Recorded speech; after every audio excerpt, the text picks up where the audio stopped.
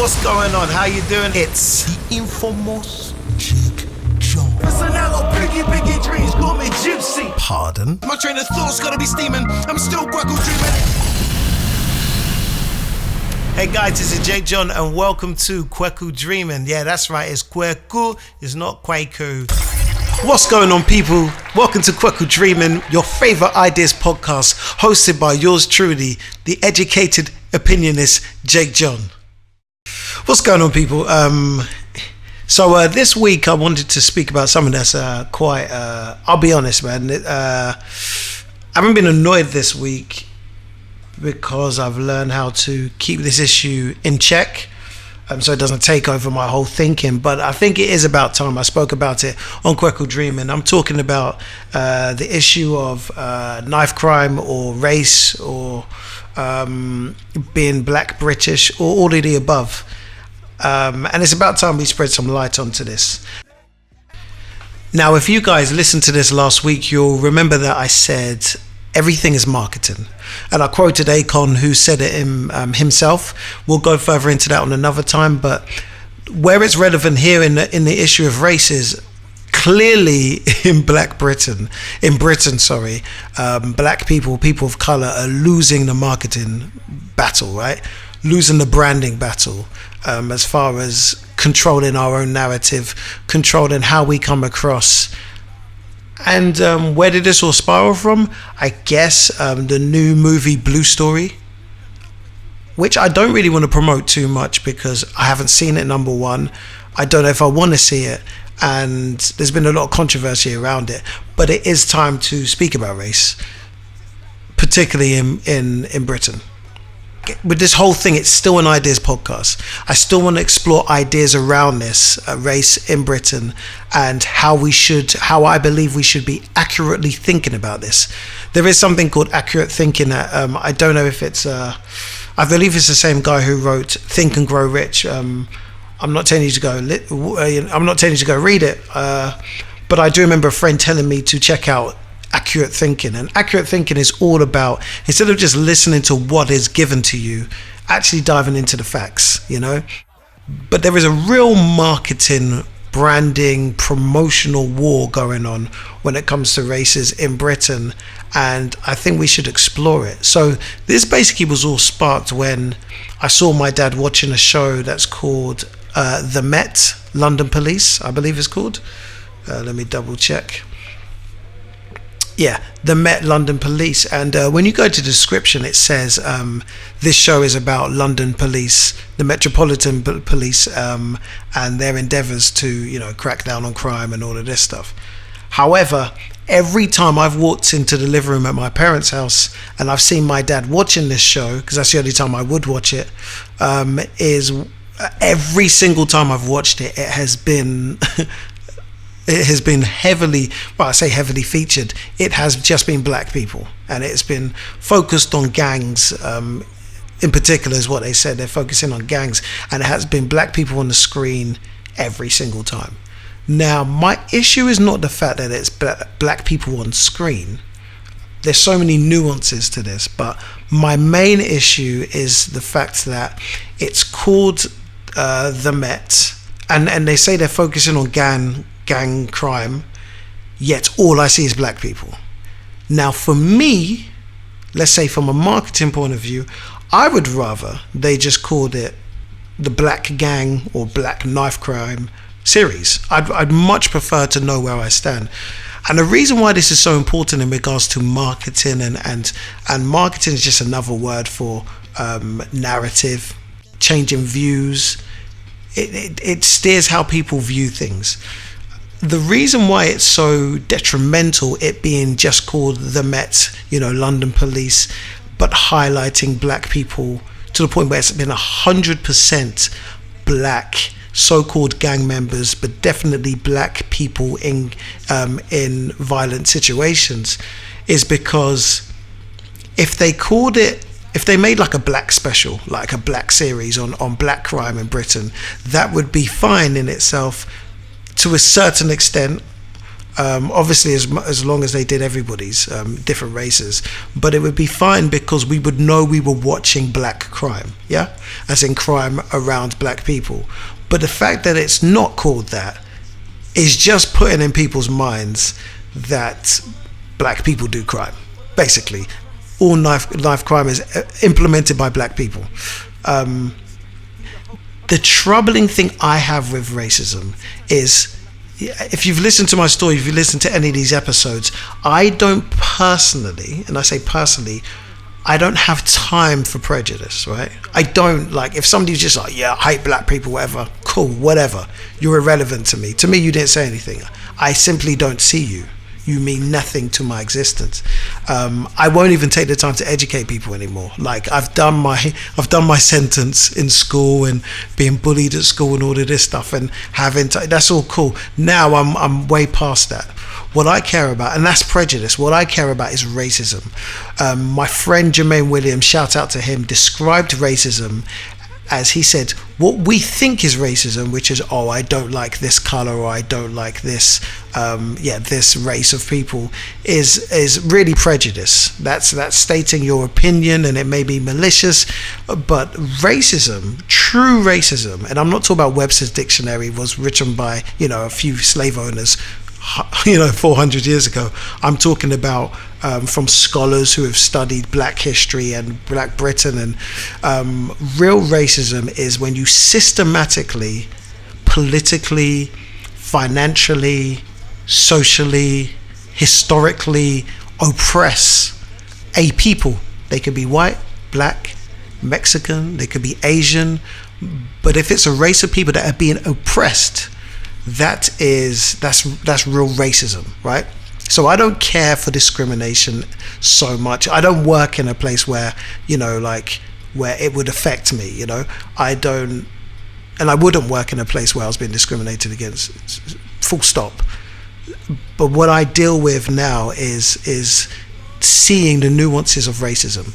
And for me, I'm not saying that Show the Met is full-on racist. I'm saying the implications of it and the results of it are very racist, because it ingrains a thinking in people's minds that all British knife crime and gang crime is implemented by black people.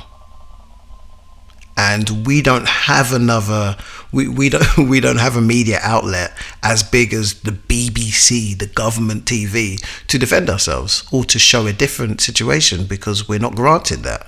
We're not granted we're not granted our own movies, our own TV shows, and that's fine. It's an implication that they're trying to tell us it's not your country to do what you want to. That's fine, but at least don't lie about us and don't spread one side of a negative part of us.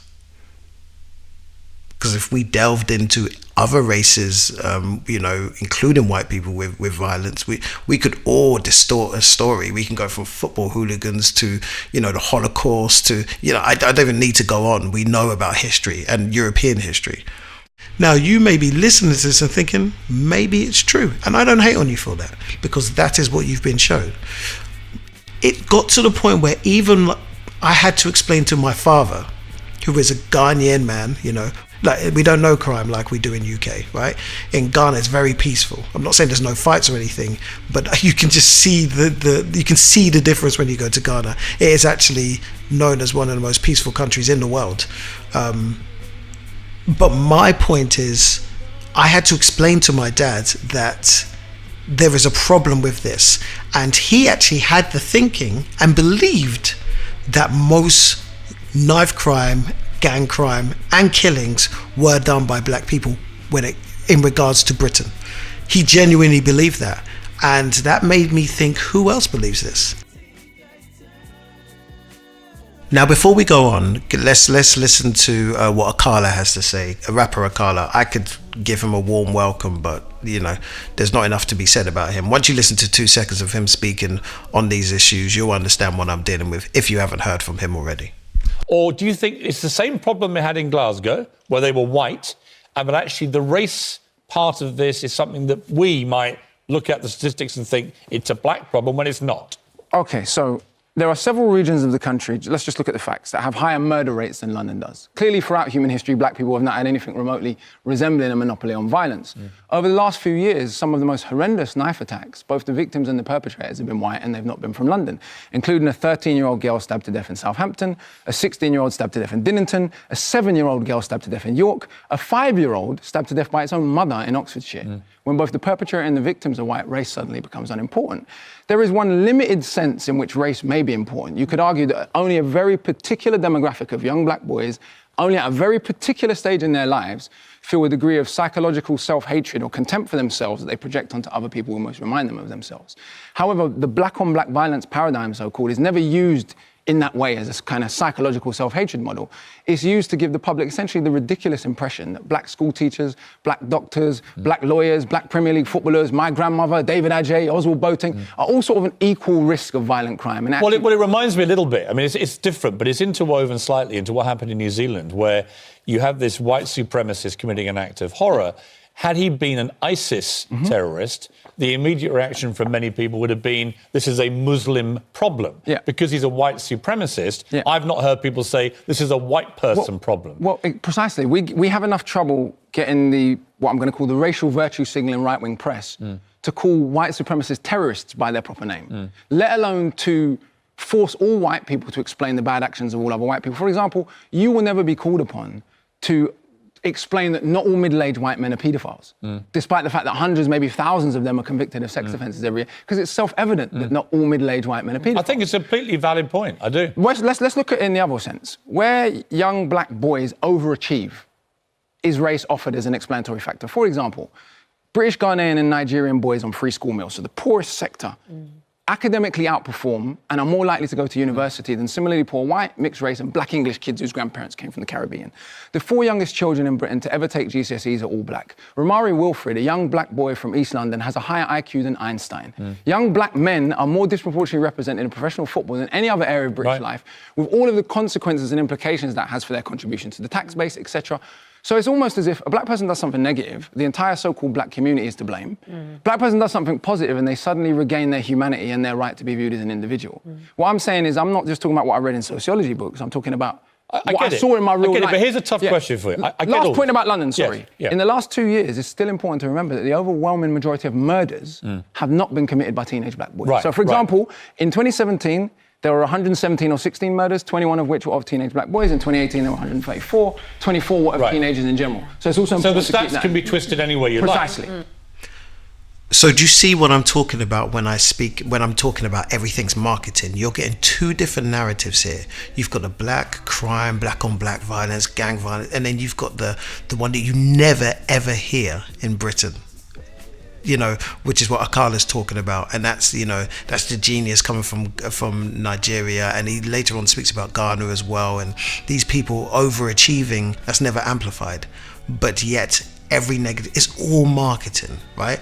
And we're losing this marketing game because we don't have a place to tell our own stories. That's why we have a job to tell our own stories, which makes it hurt when I see something like, when I see, even forget about, I haven't seen a movie, I haven't seen Blue Story. Think about the marketing of Blue Story. It's gang violence. I understand maybe he's trying to make a change. Unfortunately, we don't have that option. There's only one story being told about us. And all of this is scary because I have a nephew, a black boy growing up who I love with all of my heart. And when he walks down the street, he has to face every single consequence of the stereotypes that are shown already on the BBC, who are supposed to represent me, who my taxes go to, your taxes go to. They're supposed to represent everyone. The story that they're putting out through their documentary, through them funding Blue Story, all of this is making it dangerous for my nephew to walk down the street when being approached by police. And for anyone who's sitting there thinking, have you had problems with police? Assume every black boy, even with a squeaky clean situation like me, never been in trouble with the police, I've still had trouble with the police. No matter who I marry, whether they're black, Asian, white, whatever, my child is going to be black. part black, you know. And unfortunately in Britain, they just see you as black. They don't see you as mixed race. They see you as black, especially when it comes to stereotypes. Now, having to try to change that thinking for my son, this is where marketing comes in and all of this stuff. This is what I mean by life is about marketing. And my daughter is going to be a tough job, and it's difficult, and it's quite annoying, the fact that I have to debunk lies that are told through media, right? It's very subtle. Now, if you leave with anything after listening to this podcast, please listen to this and leave with this understanding. Please, if you leave with anything, please leave with this understanding. When you look at the demographics, only 12.5% of the UK are black. So that means just under 90% of the UK is white. Here's why I'm saying this. If I was to round up every single black person in Britain, because apparently I have that type of connections, and if I was to round us all up and I was to say, guys, everybody needs to kill 5 people today, yeah? It could be any race, we just need to kill people, right? And we were all 12.25% of us were to kill 5 black people each. We still couldn't be the predominant race killing people. We still couldn't be the highest amount. There's simply not enough of us. It's the same as in America. I remember watching a documentary, Bowling for Columbine, and the guy who does it is white, and he showed how the media lies, and he showed that 80% of killings in America, of shootings in particular, are done by white middle-aged men in America, right? But you'd never think that. You'd never ever think that. And it's not just you know, the media. You have gangster rappers, you have gangster movies, all of this stuff just pushing this narrative. And unfortunately, even worse in England, we don't have different types of black shows. We don't have the Desmonds or the Cosby Show or plus, you know, A Gang Life plus Top Boy. We don't have that. We don't have a black superheroes plus Top Boy. We don't have black doctors plus Top. We don't have that. All we have is Top Boy. And then in this scenario, we have the BBC. The BBC Films have decided, out of all of the black movies that are trying to be made, and I work in the acting industry, I deal with black directors all the time, yeah, who are trying to get their movies off the ground, trying to get funding. They cannot get funding. But the BBC, our government production company, yeah, have decided that what they want to do is they want to fund Blue Story, right? And then there was a shooting. There was like apparently a ridiculous amount of occurrences of violence that happened outside of the movie, the Blue Story movie, and apparently they even said up to 24 incidents. Now the media exaggerates. It could have been somebody pushed somebody, and to all the other extent of somebody stabbed somebody. You don't know. Like, I don't even know if anyone was killed or anyone was stabbed or whatever. But the point is, they're saying 24 incidents, and for that reason, The View decided to shut down that movie and ban it. Yeah. Decided to ban. Sorry, this is such a frustrating thing because I spend my whole life trying to decode and trying to defend and break down a narrative which is unfair, and I feel a very malicious, if I'm going to be honest, narrative around Black Britain and even Black America sometimes. Black people are not perfect, but sometimes, and no people are. But you know, as you know, there's so many elements to this. I'm not even going to go into it. I'm not going to stress myself too much, but it is important that we look at this, right? So the government decided to fund this movie, yeah? The only black movie I know, realistically, that's being funded, black UK movie, and UK are funding this one. Your taxes are funding this movie. And then all these incidents happened. They decided to ban Blue Story. And now And when after the incidents around Blue Story, there's all these interviews with Rapman, who's the director, Andrew something, I can't remember his surname, he's a Nigerian, I believe, and he is now having to defend his movie, which should or perhaps shouldn't have been made in the first place, and definitely probably shouldn't have been funded by the BBC. I'm not here to try and stop a black male from getting funding for his movie. That's not why I'm here. I'm just saying, from a government point of view, I don't know if that's where your taxes should be going. That's all I'm saying. So anyway, and perhaps being the government, perhaps they should be pushing a positive narrative, or even better, a somewhat balanced narrative of both sides of Black Britain. Just a suggestion, So at no point are anyone from the government being interviewed about this. Oh, this is a movie you funded. Everybody's saying to Ratman, oh, did you think it was going to be this violent? Did you think this movie was evoking violence? Do you think it is? Did you think it was going to? And he's like, nah, man, of course I didn't. And he's like, no, of course I didn't. And he's got his own things to say, and he's a very intelligent guy. He's a black guy. I'm always going to support him because it's tough to get breaks out here. Of course I'm going to support him, and he's an intelligent guy, and he's an artistic guy, and I support him in that sense. But why is the government not being questioned here? Why is the government not being questioned here? I don't understand. That's one element of it. Now, I haven't seen the movie. At face, I don't want to see the movie. As a black male, it's not something that I really need to be watching, in my opinion. But at the same time, if I'm going to talk about it, I kind of feel like I do need to know exactly what's going on. And when I saw an interview of him, I was like, I trust this guy. He's clearly an artistic guy. And I've seen his other stuff like Shiro's Story, on which my cousin sent to me. But my point is not that he shouldn't have done this movie. It's not that this movie is that bad. Think of Scarface. Think of the movie Joker. Think of how many Batman movies get shut up. And they're not black people shooting up these cinemas, and there's never a white issue, right?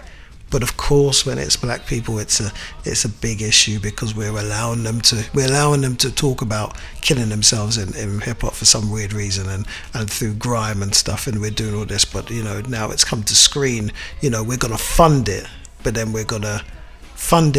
have the media turn around on it, and it's just such a weird, malicious, weird scenario, and a crazy place to live, right? For me personally, as a black person, crazy place to live, and to now think of raising your kids at some point in this country, a country that seemingly says it loves you, but has a narrative that says it hates you, and it loves for you to make movies about killing each other, right?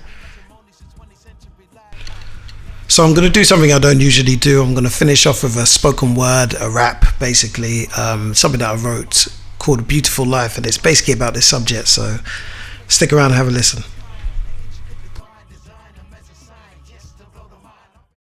You realize how sick it makes me feel to see my people not rise but slowly fall. Need to stand tall, it's like dudes don't wanna win anymore. With guns up in Britain, the breaks the pain, the breaks the poor, standard of living. Now that's Black Britain, look how they get fabulous.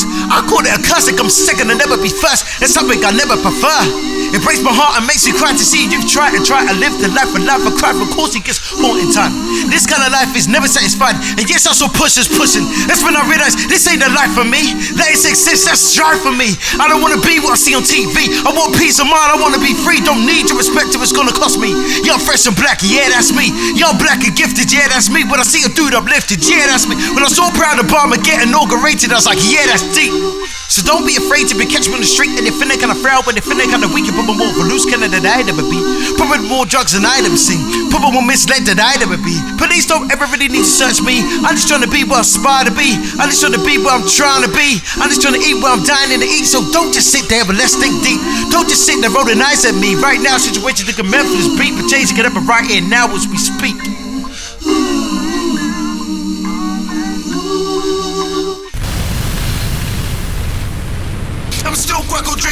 Check out my blog, Kwaku Dreaming blog, and any more episodes at kwakudreaming.com.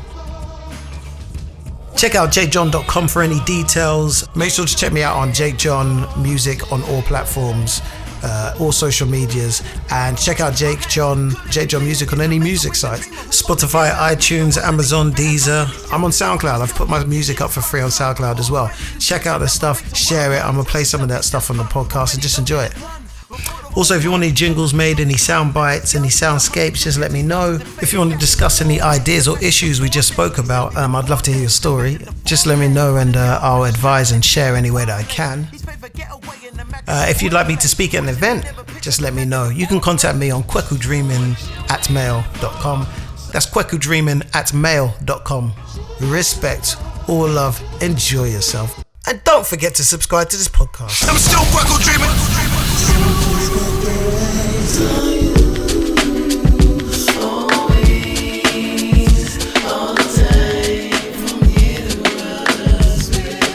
Have you ever felt like a Mitch, afraid of the night, and everything you're saying turns around to be a vice? You listen to the hype of vicarious life when everyone accepts you as